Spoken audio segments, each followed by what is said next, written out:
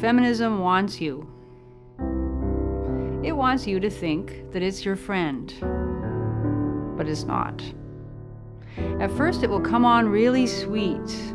It'll tell you that patriarchy hurts men too. Feminists do not want you to lose custody of your children. The assumption that women are naturally better caregivers is part of patriarchy.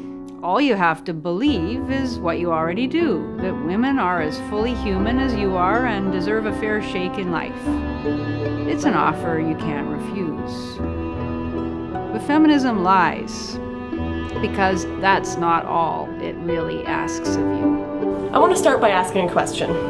If feminism is a movement for equality, why do we not see equal representation of both genders' issues? And why do we not see feminists complaining about benefits that women have over men in certain situations? This is Jill.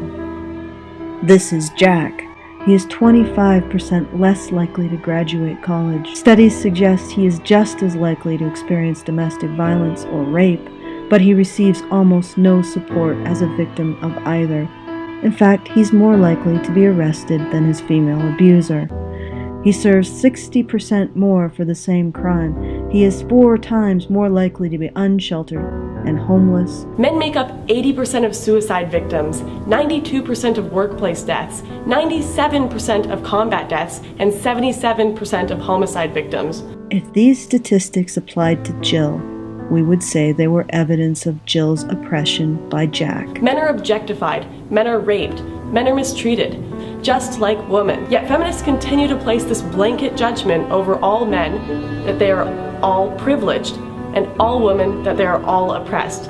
Feminism is damaging the relationship between men and women. Feminism in one word, degrading, obnoxious, belittlement, narcissistic, insatiable, dishonest, childish, misinformation, hypocrisy. I know it's a bit cliche, but hate. Feminism is nothing if not malleable. Feminism is injustice. Feminism tells men they are bad for being male. That men should show their emotions more, but if they do, they should quit crying their male tears. Go down to the gravesite. That men sitting with their legs spread on a train is sexist, but telling men they can't come to an equality meeting is not.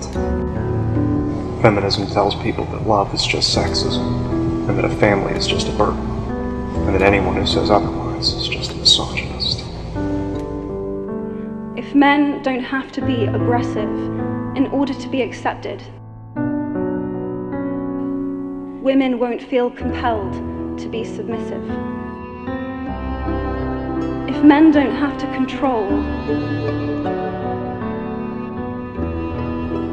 women won't have to be controlled.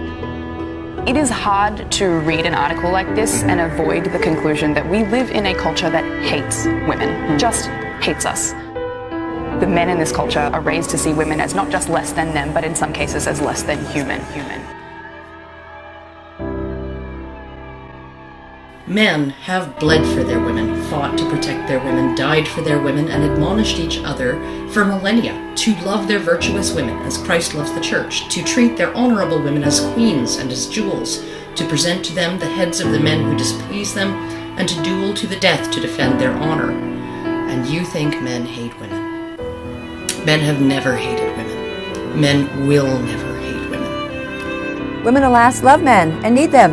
Their fate is our fate. You may be uninterested in waging ideological war against feminism, but the fact is that feminism is already waging ideological war against you. You don't get to choose. So in short, we are not in fact fighting the hand that fed us freedom, safety, and a voice, but instead we are not taking the one that encourages us to join them in their fight for supremacy and entitlements. We respect the women who have fought for equality in the past, by taking that equality and acting like equals to men, instead of claiming we deserve more entitlements like spoiled little brats, and setting back the world's view of woman 70 years. The answer to male supremacy is not female supremacy. The answer is equality, mutual regard, and respect. Let's try that.